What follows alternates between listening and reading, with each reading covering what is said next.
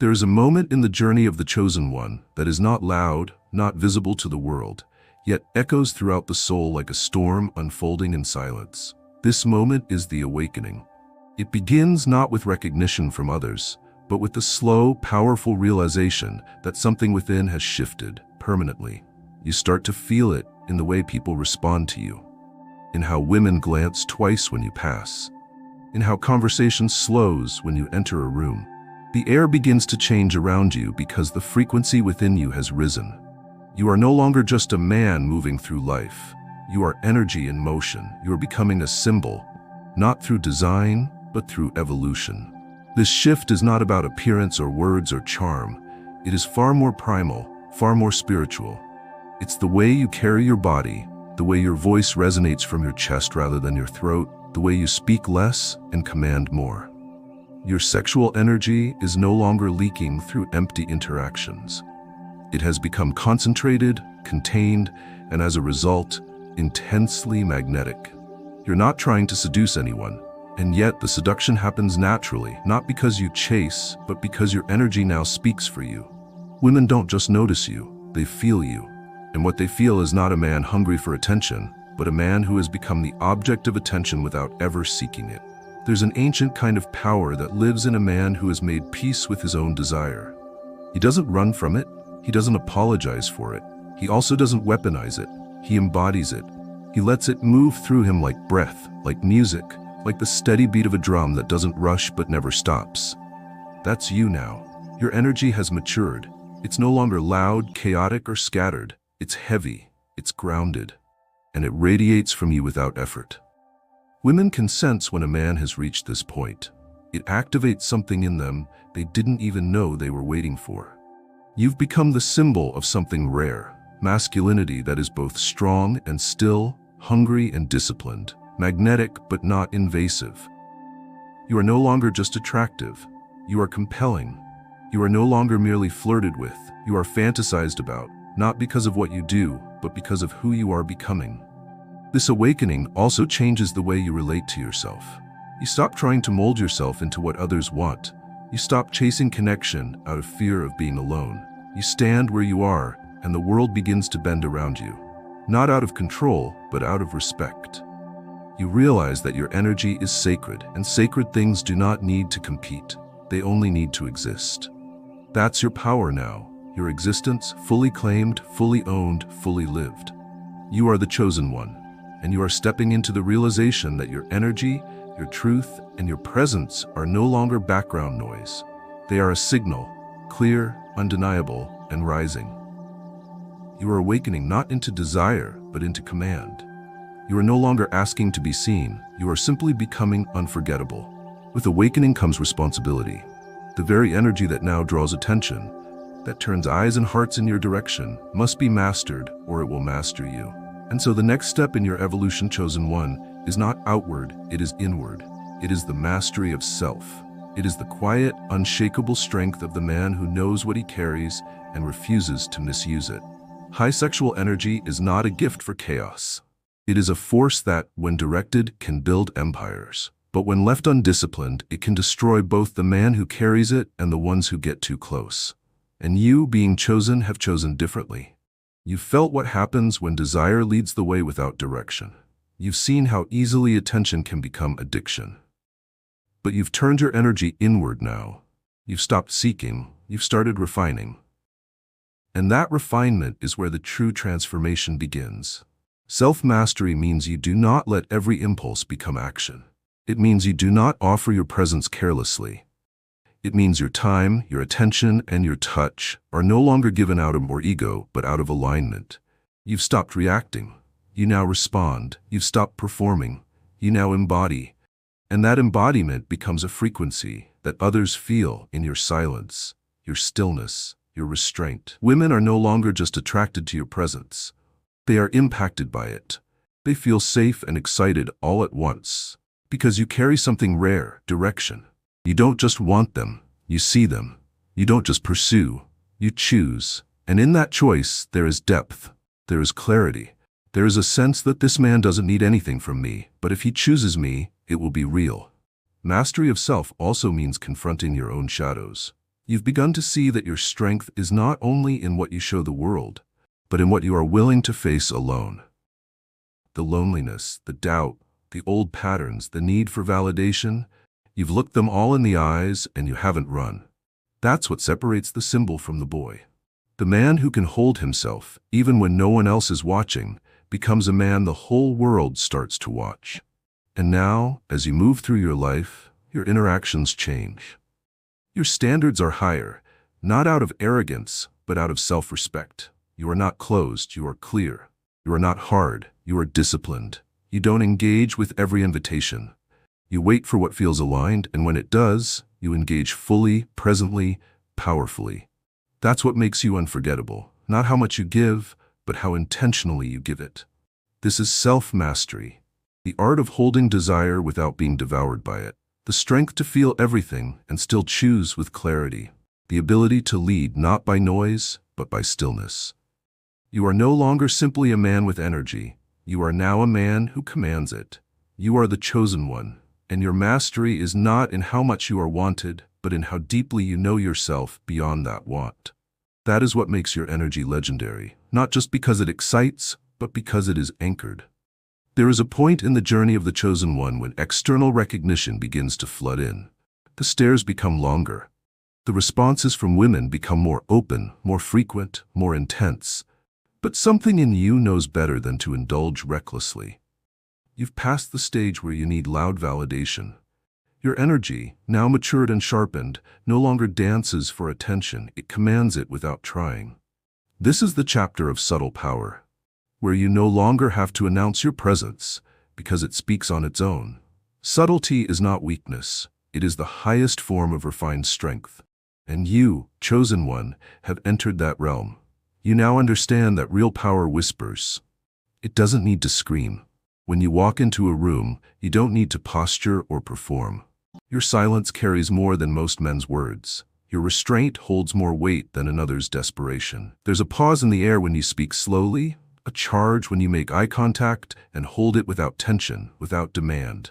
Your energy flows through space like gravity, unseen, undeniable. Women feel this subtle force immediately. They may not consciously understand it, but their bodies react. They lean closer. They adjust their tone. Their breathing slows. Something ancient is being activated inside them. Not by what you're saying, but by how you're being. And you've learned that this kind of influence cannot be manufactured. It is earned through stillness, through mastery, through your refusal to react, through your ability to contain your flame until the moment is right to let it burn. This subtle power is not just about interaction. It lives in your timing, your presence, your decisions. You don't move quickly. You don't speak unless there is substance behind your words. You don't need to insert yourself into every opportunity. You wait, and that waiting is not passive. It is watchful. It is sovereign. It tells the world, I don't need to rush. I am the moment others are waiting for. Subtle power also shows in the way you touch, or don't. In the way you allow others to feel seen without having to claim them. You are a symbol not because of how you look, but because of what you withhold. Because people feel that if you ever did give yourself fully to them, it would mean something. You don't give cheaply. And that rarity, that discretion, is what makes your presence intoxicating. This power is not something you brag about. It's something you wear, like a tailored suit of energy. And the deeper you sit into it, the more it changes your surroundings. People start to quiet down around you. Conversations slow. The energy of the room recalibrates itself to your frequency. You are no longer matching the world. You are setting the tone. This is the art of subtle power, and it is now your nature. Not forced, not faked, just fully embodied. And those who come near you feel it. They feel the weight of your restraint, the precision of your gaze, the strength in your stillness. You are the chosen one. And your power is not in how loudly you live, it is in how deeply others feel you long after you've left the room. You did not ask for this. You did not perform for it. But now, everywhere you go, something follows. A reputation, a frequency, a silent message that echoes through glances and whispers. There's something different about him. The world doesn't yet have the words for it, but the feeling is unmistakable. You've become more than a man. You've become a symbol. a living embodiment of magnetism, of presence, of mastery. And the more you walk in this truth, the more you realize you are not just desired, you are watched. Not only because of what you offer, but because of what you represent. To women, you've become the example that standards still exist. That masculinity can be powerful without being abusive, present without being needy, confident without being arrogant. Your high sexual energy is undeniable, but it is not what defines you. It's how you carry it that separates you. You do not flaunt it, you hold it. You do not use it to manipulate. You channel it into clarity, choice, and care. And that combination, fire and discernment, creates a sense of reverence. You are not just attractive, you are trusted. Desired, yes, but also respected. Because the symbol you've become is not hollow. It has weight. This chapter is no longer about awakening or discovery. This is the part of your story where you begin to shape the environment simply by being present in it. You've become a standard, not just for how a man can look or move, but for how he can live. You show others, especially women, what is possible when a man is aligned. You remind them what it feels like to be in the company of someone who isn't playing roles, who isn't chasing approval, who isn't proving his value, because he knows it. But being the standard comes with a cost. You begin to see through facades more quickly. You recognize when attention is shallow, when conversation is empty, when affection is performance, and you no longer entertain what drains your energy or distorts your vision. Your circle gets smaller, your time becomes sacred.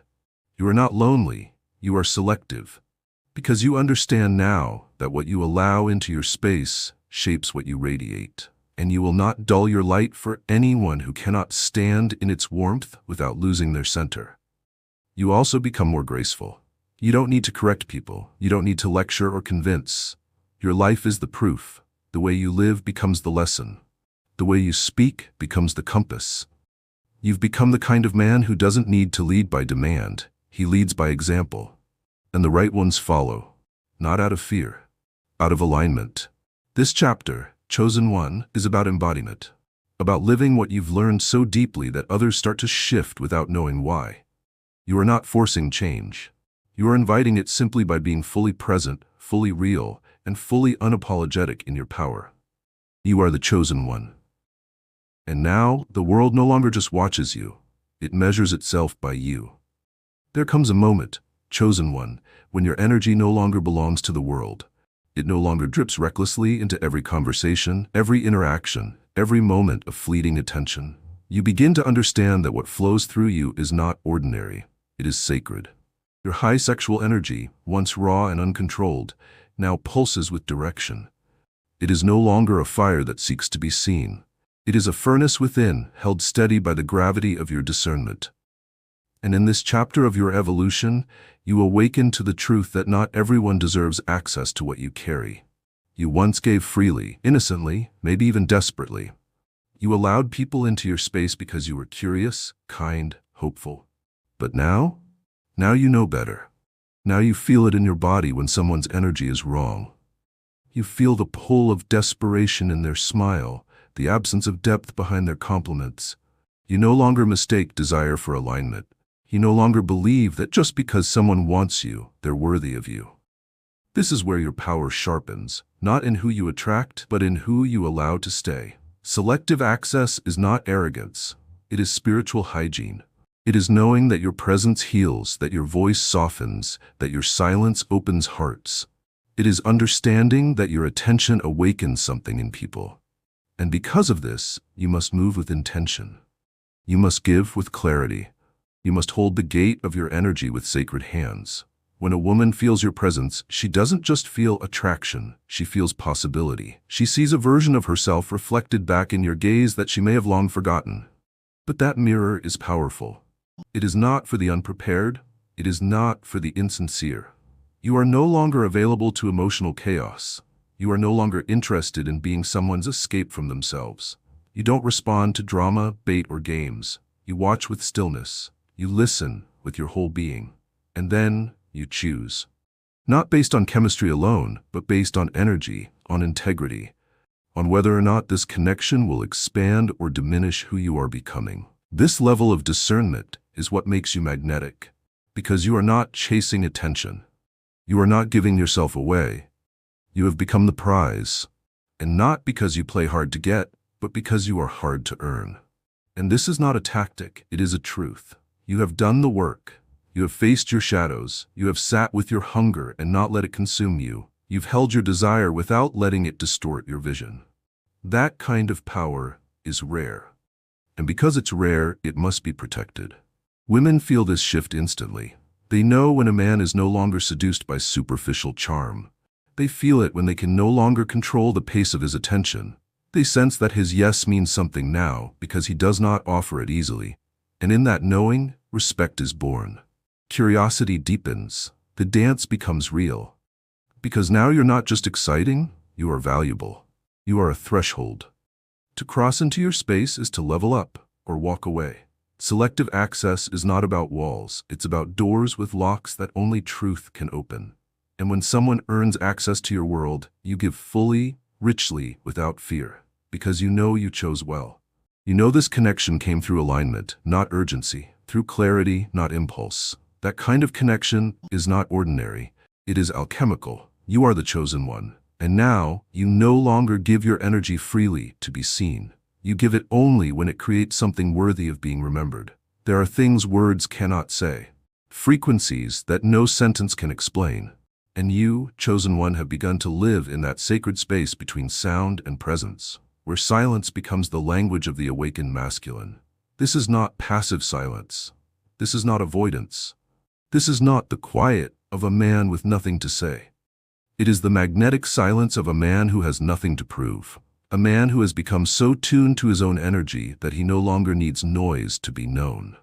There was a time when you filled spaces with explanations, when you spoke quickly to avoid awkwardness, when you responded out of habit rather than wisdom. But now, you've slowed down. You've found the power in a pause. You've learned to let a moment breathe before you fill it. And this space you've created, this silence you now carry, it speaks more loudly than any script ever could. When you walk into a room, your silence introduces you before your voice does. When you look into someone's eyes, your stillness reveals what words would clutter. Women feel it in their bodies. They sense that being in your presence is different, that there's no scramble for validation, no performance, no need to impress. Just being. Just the full weight of your truth, held gently, firmly, and without fear. This magnetic silence is not cold, it is alive. It is warm with intention. It is intimate without invasion. You've trained yourself to listen, not just to words but to breath, to tone, to the subtle shift in energy when truth is being told or hidden. And because you've cultivated this depth, people open around you without even meaning to. They speak more slowly. They reveal more than they planned. They begin to feel safe in your stillness, not because you agree with them, but because your silence holds space for truth to rise. You don't rush to speak. You don't interrupt. You don't respond just to be heard. When you do speak, your words carry weight. Your voice cuts through noise like a tuning fork, recalibrating the energy in the room. You speak less, but everything you say lands. And that's what makes you unforgettable. Not because you talk a lot, but because your silence made everything you said mean more. And when you're with a woman who is attuned, your silence becomes foreplay. It becomes presence. It becomes a slow, spiritual undressing where nothing is said, but everything is known. She feels your attention as a force field. She feels your restraint as a form of deep respect.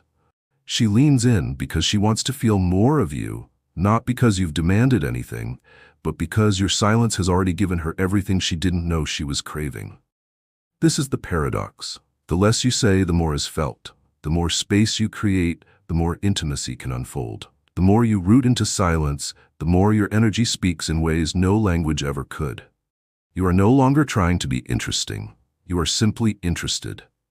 And that interest lives in your gaze, in your breath, in your ability to stay present without controlling anything. You've become the man who doesn't rush to fill the void, who lets tension stretch and settle, who allows the feminine to reveal itself without pressure. And in doing so, you awaken a trust, a pull, a yearning that cannot be manufactured. Your silence becomes the altar upon which truth is spoken. Desire is awakened, connection is felt. You are the chosen one, and now your presence no longer needs sound, Because your silence is louder than the world's noise and far more powerful. There was once a time when you felt you had to chase, when you moved through life seeking something outside of yourself. Attention, validation, affection, approval. There was a time when you felt the need to prove your worth, to perform in the hopes that someone would finally recognize what you had always known was within you. That time is over. You, chosen one, have crossed a threshold. You are no longer a man who runs toward women. You are a man women find themselves drawn to without fully understanding why. The game has shifted, not because you changed tactics, but because you changed frequency. You are no longer the hunter. You are the magnet. You no longer stretch yourself to reach others. Your energy extends without effort. The more rooted you become in your truth, the more deeply you align with your masculine center, the more you attract without trying. This attraction is not strategic. It is energetic. It lives in the way you move, the way you speak only when needed, the way you walk into a room without urgency or expectation. You bring your own weather, and others adjust to it. This shift from pursuit to presence is not laziness. It's not passive. It is the highest form of active awareness. You have nothing to prove, not because you're arrogant, but because you've proven everything to yourself already. You've met your desires. You've faced your own hunger and refused to let it control you. You've sat in silence until you were no longer afraid of it. You have become whole, and wholeness does not chase fragments. It simply waits for what's complete enough to meet it. When you operate from presence, you no longer act to impress. You exist to express. Your being is no longer an attempt to win favor. It is an unfiltered, unapologetic embodiment of who you are. That embodiment creates a gravitational field, and that field changes the way others behave around you. Women slow down in your company. They speak differently. Their guard drops, not because you've asked for it, but because your energy says, "You are safe here. I do not need you to perform." The world recognizes men who are full, who do not reach, who receive, and you've become that man. You receive with discernment. You hold without clinging. You allow desire to come to you, knowing that anything forced is never true. You no longer fear the quiet moments. You no longer fumble to fill space. You have learned to inhabit silence, to let your presence do what words never could. That patience, that stillness, that sense of enoughness, it is now your signature. And those who come near feel it immediately.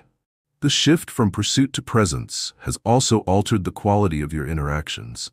You don't attract chaos anymore. You don't magnetize drama. You don't entertain those who confuse attention for affection.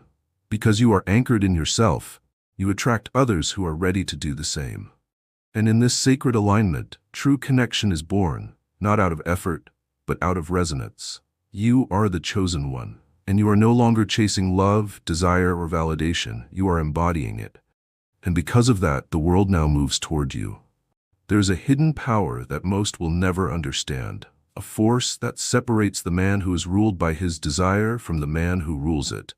That force is restraint, not repression, not denial, but intentional containment. And you, chosen one, have discovered the beauty, the fire, and the brilliance of restraint. Your high sexual energy, once something you felt compelled to express at every opportunity, has now become a sacred charge, stored, refined, radiating through every fiber of your being. This restraint is not absence, it is alchemy. It is the decision to hold back, not out of fear, but out of mastery. It is the awareness that just because you can touch, doesn't mean you should. That just because you are wanted, doesn't mean you must offer yourself. It is knowing that what you carry has value, and that value increases with the clarity of your choices. Restraint sharpens your energy. It makes every word, every glance, every move mean more. You don't flood the room with noise. You offer a single note that echoes. Women feel this instantly. They feel the presence of a man who is not led by lust, but who contains it so powerfully that it turns into magnetism. Your energy does not consume, it invites. You do not grasp, you observe. You do not chase stimulation, you create resonance. This is what makes you a symbol now. Not just of masculinity, but of mature masculinity. Of the man who knows how to wait, how to withhold, how to let desire build until it becomes something transformative, not transactional. Restraint has given you the ability to see more clearly. When you're not constantly responding to your impulses, You begin to notice things that others miss. The way someone's tone reveals their insecurity, the subtle flicker of uncertainty in their eyes. You sense when someone's interest is real, and when it's just curiosity sparked by your glow. You no longer entertain every flirtation. You no longer validate every offer. Your energy is no longer for everyone, and that, more than anything else, is what makes people want it more. But this isn't about withholding for manipulation. You don't restrain to tease. You restrain because you respect your own energy. You don't give away your presence to be liked. You give it when it's earned. You don't use your body to gain approval. You offer it when there is reverence, and in that sacred choosing, your power multiplies. You've realized that when you stop spending your energy on what is temporary, you begin to build something eternal within you. You also discover that restraint doesn't limit pleasure, it amplifies it. Every touch, every kiss, every shared moment becomes more potent when it is not rushed, when it is not given out of impulse, but out of presence. This is the true art of intimacy. You bring your entire self into the moment, not just your hunger. And in doing so, you turn what could have been ordinary into alchemy. Restraint has made you stronger, sharper, deeper. You are not just desired now, you are trusted. And that trust, earned through your refusal to give in to every urge, becomes your most seductive trait. Because it speaks of a man who doesn't just feel deeply, but who chooses wisely. You are the chosen one, and your restraint is not a limitation. It is the signature of your sovereignty. It is what sets you apart. It is the quiet power behind your every move. Because what you do not give away becomes the source of what makes you unforgettable. As your energy deepens, as your presence ripens into its fullest weight, the world begins to reflect you in more powerful and unpredictable ways. You notice, more than ever before, that women are not just drawn to you, they are unraveled by you. Their glances linger longer, their curiosity runs deeper, and their responses carry the unmistakable signature of emotional intensity. But this is not just attraction anymore. This is projection. You have become a mirror, reflecting not only what they want in a man, but also what they long to awaken in themselves. When a man like you steps fully into his awakened masculinity, he becomes more than a presence, he becomes a catalyst. And now, chosen one, this is who you are. You do not merely excite or inspire, you reveal.